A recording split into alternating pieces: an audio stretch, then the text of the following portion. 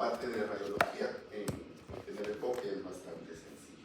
Obviamente recordemos, tenemos dos enfermedades principales, que es la bronquitis crónica y el enfisema. Generalmente la bronquitis crónica es algo que no vamos a observar mucho o muchos cambios por imagen. Lo que vamos a observar en su gran mayoría, probablemente podemos observar el engrosamiento de la pared bronquial, pero no es algo que siempre lo vamos a observar y no generalmente suele ser un hallazgo muy sutil. Lo que sí vamos a observar es el enfisema, por lo que vamos a tener ya cambios estructurales alveolares, y esto sí que los vamos a poder ver en las radiografías y en la tomografía. Entonces, vamos a empezar. Vamos a tener acá la radiografía de tórax. Esta es una radiografía de tórax clásica que vamos a observar en un paciente con enfisema pulmonar o enfermedad pulmonar obstructiva crónica. Entonces, lo que vamos a tener primero van a ser datos de hiperinsuflación. Entonces, lo que vamos a tener es el paciente obviamente va a inhalar el aire, pero va a tener una dificultad para expulsarlo. Entonces, va a tener una retención crónica de aire y esto va a marcar un cambio anatómico del tórax. Uno es, primero, aumento del diámetro anteroposterior, cráneo caudal, y algo característico es el aplanamiento de los diafragmas. Si se dan cuenta, en la posterior anterior se suele observar, pero es mucho más evidente en la radiografía lateral. Entonces vamos a tener un aplanamiento de los diafragmas. ¿Qué otro dato de hiperinsuflación? Recuerden que estos pacientes crónicamente van a estar reteniendo aire, por lo tanto la contextura del tórax va a cambiar. No solo va a haber un aumento del diámetro cráneo-caudal, sino también del diámetro anteroposterior. Entonces, este aumento del diámetro anteroposterior le condiciona una morfología muy típica de estos pacientes. ¿Cómo suele llamarse este tórax? Entonces, exactamente. Es el clásico tórax entonel. Yo creo que en esta de acá, en la otra imagen siguiente se ve mucho mejor. Sí, acá se ve claramente, ¿no? Tenemos esta imagen en barril o en tórax entonel. Nuevamente, aplanamiento de los diafragmas, aumento del diámetro anteroposterior, aumento del diámetro cráneo-caudal. Al tener este aumento del diámetro cráneo-caudal, al tener este aplanamiento de los diafragmas, generalmente la silueta cardíaca suele cambiar un poco su morfología y suele acortarse. Y muchas veces suele llamarse el corazón en gota, que toma una morfología en gota. ¿Qué más tenemos? Como hay un aumento del diámetro anteroposterior, si se dan cuenta, este espacio, ¿cuál es? El retroesternal. Vamos a tener un ensanchamiento del espacio retroesternal. Muy bien, entonces esos son los datos de hiperinsuflación. ¿Qué más le ven en esta radiografía?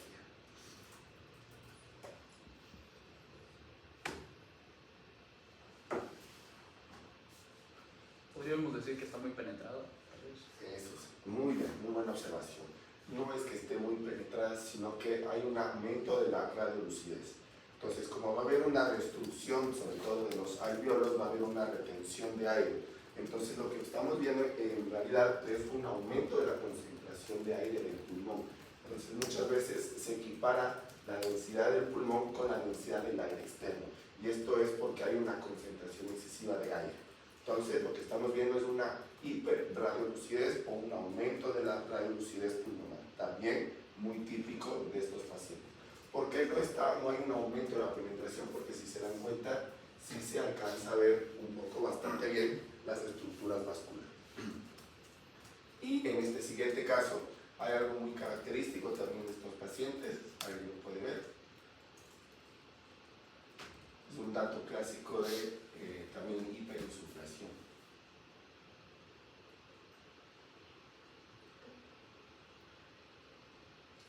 Esto que se llama la horizontalización de los arcos costales. Entonces, tener horizontalización de los arcos costales también suele ser un dato de hiperinsuflación pulmonar. ¿Qué otro dato le ven? Que también suele presentarse en estos pacientes.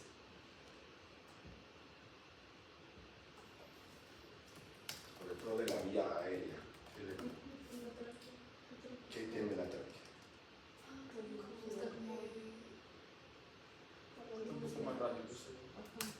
Está un poco más radiolúcida, sí, pero algo más llamativo.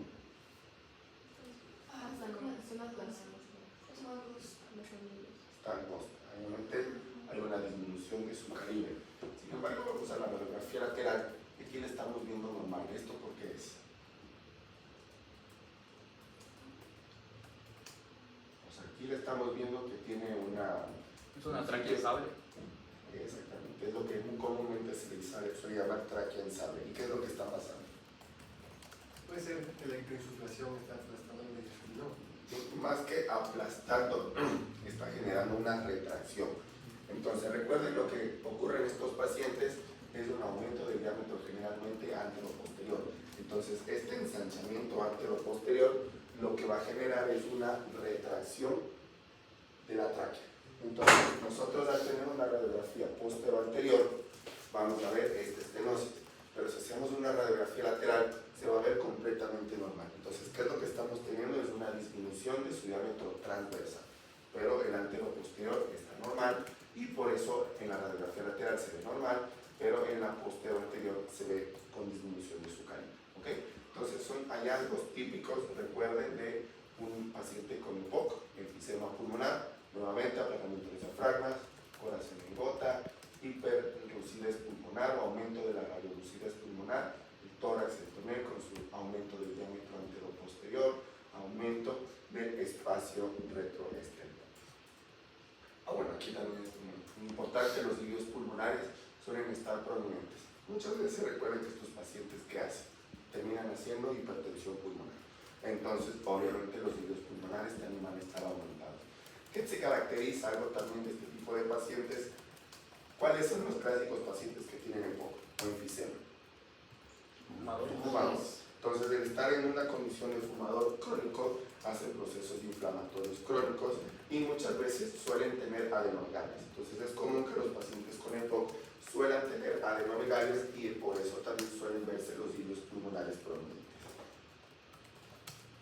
Muy bien, entonces recuerden, la tráquea va a tener un ensanchamiento antero-posterior, pero sobre todo una disminución de su calibre transversal, lo que le da esta clásica morfología de tráquea en sable. Muy bien, entonces acá tenemos la tráquea. ¿Esto de acá qué es?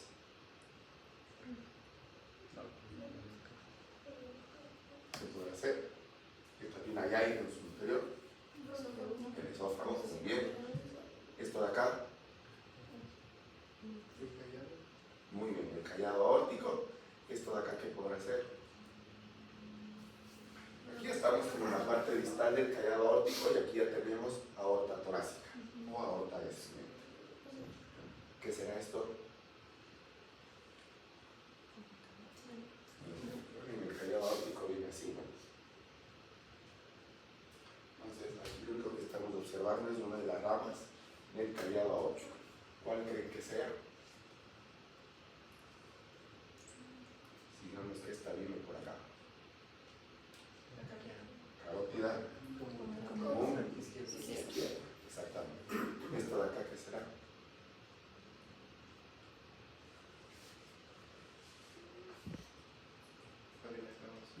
Cava superior. Muy bien. Recuerden, parte del contorno mediastinal del lado derecho, la matoma superior, la cava superior. ¿Y esto que le está llegando?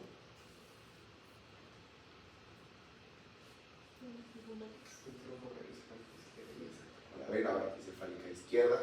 Recuerden que son las venas braquicefálicas las que van a conformar la vena cava superior. Muy bien.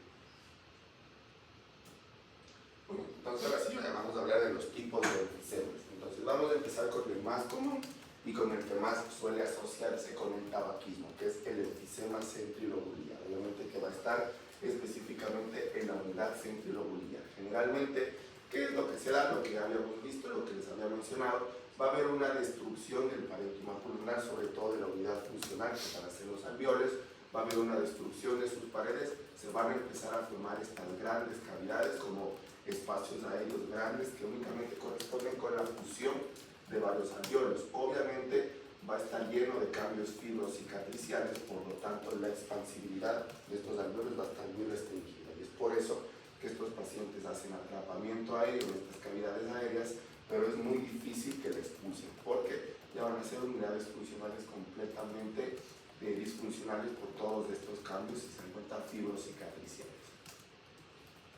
Entonces, y esto, si lo traspolamos a la tomografía, si se dan cuenta, es algo muy parecido.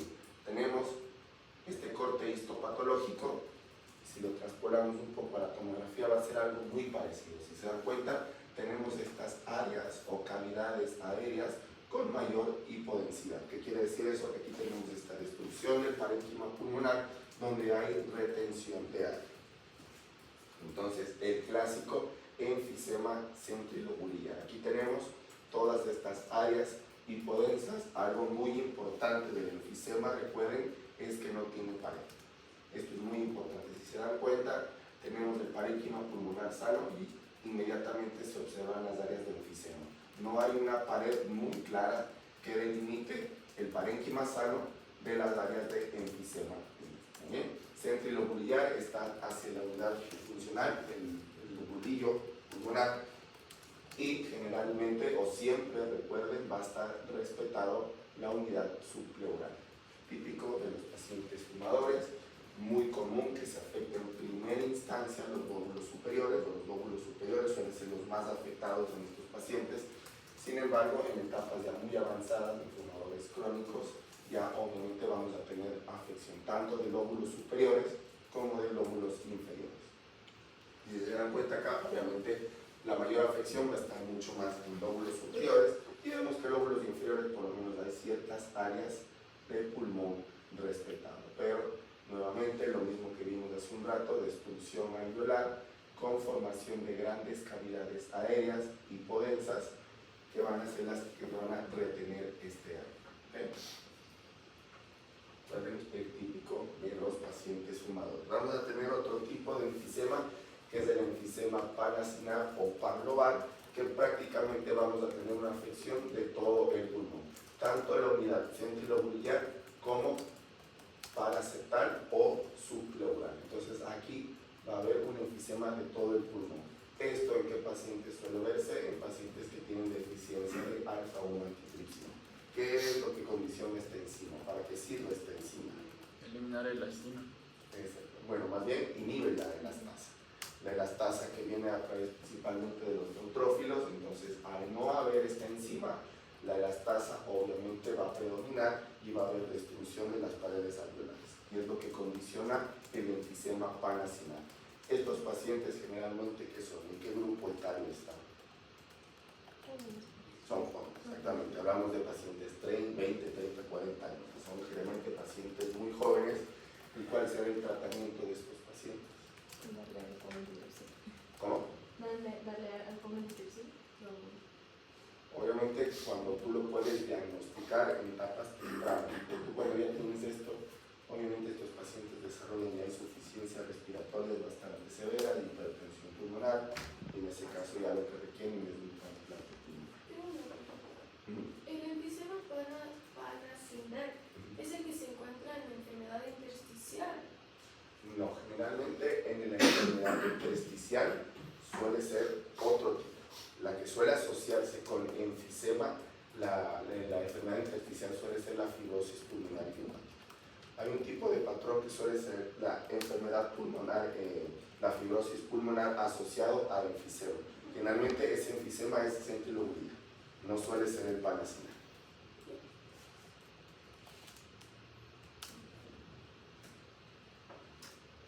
Y como sabrán, obviamente la deficiencia de alfa-1 antitripsina es una enfermedad genética. A veces tipos de enfermedades genéticas pueden tener una manifestación parcial o únicamente de un pulmón. Claramente tenemos pulmón sano y el pulmón completamente afectado. Lo que habíamos visto hace un rato en radiografías, aquí lo vemos en tomografía, un pulmón hiperdistendido con una gran insuflación, gran concentración de aire en su interior, una destrucción completa de su arquitectura y presentando estas bandas. ¿Qué creen que sean estas bandas? Fibrosis, exactamente. Más bien se las conoce como bandas fibrocicatriciales. ¿Okay? Hacen procesos fibrocicatriciales bastante extensos y se manifiestan por la presencia de estas bandas. Entonces, obviamente, la morfología se nota bastante, ¿no? El cambio de un pulmón sano, completamente sano, y un pulmón izquierdo completamente afectado. La hiperinsuflación, la radiolucidez, que la vemos en la radiografía, la vemos también en la tomografía. Típico de pacientes con deficiencia de alfa-1 antitripsina. Y en este caso, ya más vamos hacia la parte más inferior, Vemos también nuevamente este pulmón sumamente hipodenso, prácticamente no se alcanzan a ver estructuras como las estructuras vasculares, ni siquiera los bronquios, y vemos estas bandas que podrían corresponder con bandas fibrocicatrizales o también con estructuras vasculares, obviamente ya muy rudimentales. En cuenta ya prácticamente son pequeñas bandas, uno que otro vaso por ahí, pero básicamente hay una disminución casi total del parénquima pulmonar. Y tenemos el tercer tipo de enfisema, que es el enfisema paracetal. El enfisema paracetal obviamente es un enfisema que se va a manifestar principalmente hacia la porción subpleural, o también la que se llama paracetal, pero principalmente la región subpleural. Este también suele ser asociado a alfa-1 antitripsina, pero este también se lo suele asociar mucho más a pacientes con enfermedades reumatológicas, generalmente a veces lupus, artritis reumatoide, algún tipo de enfermedades del colágeno suelen condicionar enfisema paracetal. ¿Qué es lo característico? Recuerden la afectación de la unidad subpleural, muy evidente, obviamente también corresponde a la unidad de las cisuras. Entonces por eso aquí tenemos la cisura y vemos también focos de enfisema paracetal. Acá un ejemplo obviamente mucho más leve, pero vemos cómo tenemos acá toda esta área de enfisema paracetal. Hay de grados a grados, ¿no? Uno más grave, uno más leve, pero tenemos enfisema paracetal.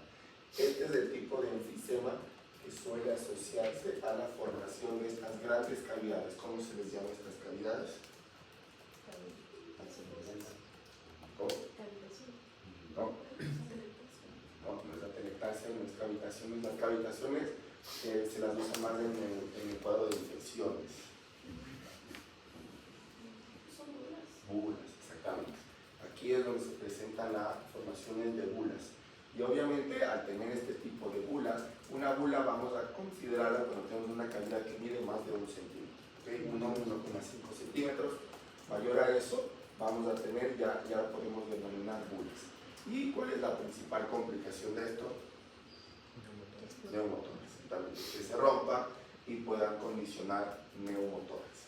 ¿Okay? Entonces recuerden, bulas generalmente suelen asociarse en el enfisema paracetal. Y acá tenemos otro ejemplo, en este caso una bula, obviamente mucho más grande, recuerden, mayor a 1 centímetro, ya la podemos considerar bulas, en este caso un alto índice de rupturas y formación de neumotórax. En este caso, pues suelen ser bulas tan grandes que pueden condicionar un neumotórax a tensión. Entonces, ¿cómo se define un neumotórax a tensión? Sabemos de un clásico neumotórax. ¿Cuál es la diferencia de un neumotórax a tensión? La tensión empieza a desplazar estructuras. Okay, muy bien, ¿como cuáles? Como el tráqueo. Ajá, ¿y qué más está en el centro? Corazón. El corazón. Entonces, al tener un desplazamiento del corazón y en cierta forma compresión, ¿qué te puede dar? Hipotensión. Entonces, obviamente, la neumotórax a tensión siempre va a ser una emergencia. Que el diagnóstico no se lo hace por imagen, sino por clínica, al neumotórax a tensión. ¿Okay? Entonces, muchas veces estas bulas pueden romperse y de cierta forma condicionar el neumotórax a tensión. Muy bien. Y ya un poco para terminar. Entonces, esto no es enfisema. ¿Qué es? Infección por neumosis Girovechi. No. Crazy baby. No. Realmente cuando tenemos infecciones neumocistis Girovechi, vamos a tener siempre un patrón de vidrio deslustrado u ocupación angular. Aquí el parénquima debemos estar completamente sano. ¿Algún otro?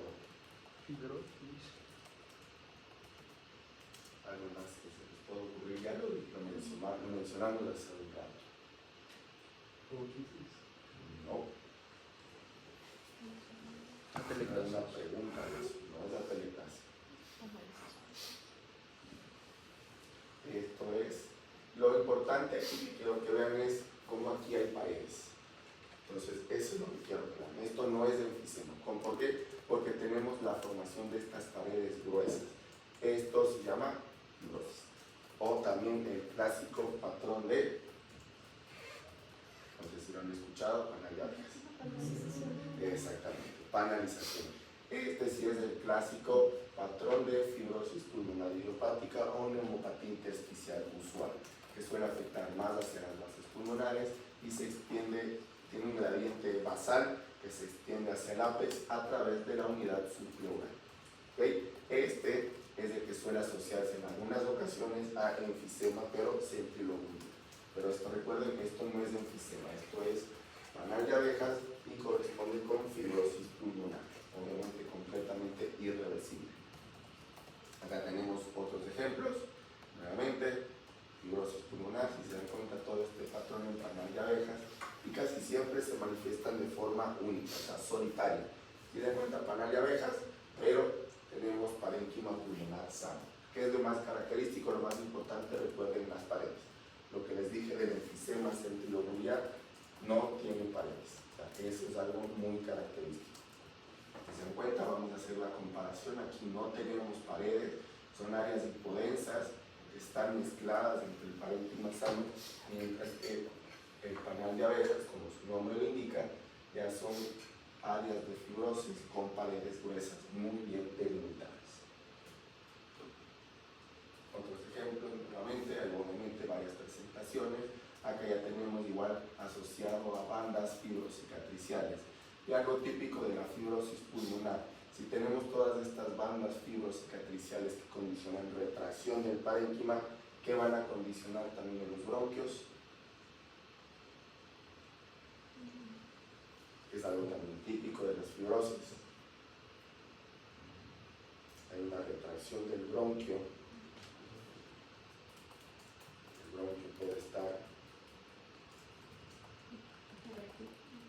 puede ser un poquito más grande, ensanchado. ¿Cómo se llama eso? Cuando tenemos un bronquio ensanchado o aumentado de calibre. Bronquiectasis, exactamente. Ya cuando veamos la parte de enfermedades intersticiales, ahora vamos a mencionar un poco más, pero recuerden aquí lo importante es cómo diferenciar el enfisema del patrón de panal de abejas. ¿Ok? Listo. Pues dije, me parece bastante breve.